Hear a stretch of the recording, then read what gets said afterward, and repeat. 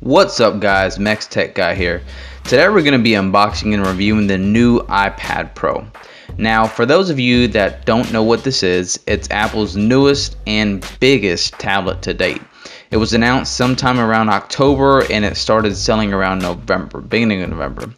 There are three types of versions and come in your typical space gray, silver, and gold. There are only two Wi-Fi only versions which come in 32 gigs and 128 gigs. The 32 gig iPad will actually set you back about $800 and the 128 gig version will set you back about $949. And the cellular version actually comes only in 128 gigs of storage, which is the one you'll be seeing in this video, and it'll set you back about, let's just say, $1,080 off contract. Now, just like any other Apple product, it comes standard with your power brick and your lightning cable. However, the power brick is now a 12-volt power brick, which helps you charge up the huge 10,300 milliamp battery faster than obviously a 10-watt power brick would. In fact, as long as you're using the 12-watt brick, you should be able to gain about 0.5% of battery per minute. Aside from that, the iPad is a huge beast. All the power comes from the very fast A9X chip, which is accompanied by an M9 coprocessor and 4 gigs of RAM. I tested out the multitasking ability and found myself using maps while on the web with no lag whatsoever. I will say that the multitasking is very limited at the moment, but I'm sure there's room and time for improvement.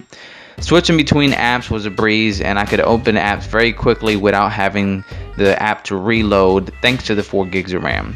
Gaming was really pleasing as well, handling games with ease and pushing out some serious frames. Normally when watching videos or gaming on any mobile device, the device tends to heat up. I will tell you that I did not find this as a problem in the iPad Pro. The inside is just as sweet as the outside. The front of the iPad features a beautiful 12.9-inch screen, which has a resolution of about 2732 by 2048. At the top of the screen, you'll find the 1.2 megapixel front-facing camera. And if you ask me, they could have upgraded the front sensor to at least 5 megapixels. The bottom of the screen obviously has your home button / Touch ID sensor, so yes, you'll be able to use Touch ID on it, scan your fingerprint and whatnot, along with your power button at the top right and your volume markers on the right of the iPad. To be honest, because the iPad is so big, I feel like the button placement is a little weird and awkward when you have to reach all the way up just to turn the screen off. But anyways, the two outside features that Apple has not only added but revamped are the speakers and the smart connector.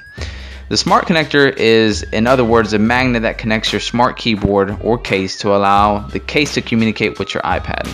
Unfortunately, I don't have either to show you guys, but you get the idea. The speaker, on the other hand, is the best part of this iPad. The speakers are by far the best sounding speakers on any tablet if you ask me. This is due to the 4 built-in stereo speakers. Now typically when you hold a phone or a tablet, there's only one speaker to be found, which most of the time you end up covering up. Even if you do that on the iPad, you still have other speakers that can push out incredible volume. The back of the iPad features an 8 megapixel camera with no flash. But let's be honest here, you would look ridiculous carrying this iPad around to take pictures and shoot video. If you buy this iPad, it's because of everything else and not the camera. Speaking about toting around, it's definitely not something you want to hold with one hand. The iPad Pro comes in at about 1.5 pounds, but the good thing is that the weight is spread out evenly. However, this is definitely a two-handed device. After a few minutes of holding the iPad with one hand, you'll find yourself wanting to put the iPad down, either on your lap or on the counter, or just really out of your hand. The one big question to ask yourself is, should I buy this iPad? I've seen many forums about people asking whether this iPad can replace your laptop. Well, that depends. If you do a $1,000 price comparison, then no. But if you're trying to upgrade from, let's say, an iPad 4th generation to this, then maybe. The big difference between this iPad and other tablets, for example, like the Surface Pro 4, is really functionality. Both are around the same price range, but one has more laptop related features and one doesn't. Now, if you're trying to replace your $300 laptop, then maybe I can agree that the iPad Pro can replace your laptop. The iPad Pro is not for everyone. If you currently have an iPad Air 2, the only thing you gain is the ability to use the Apple Pencil and you get a bigger screen, which is a positive, but it's not enough to pay $1,000 for this iPad. It does not come with 3D touch, so that's a bummer. We thought it was going to be seen in this iPad Pro because they recently introduced it into the 6S and 6S Plus.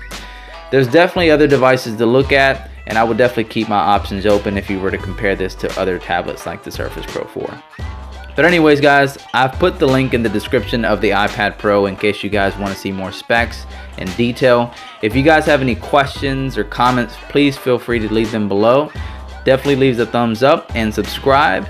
And well, that wraps up this video. Catch you guys in the next one. Later.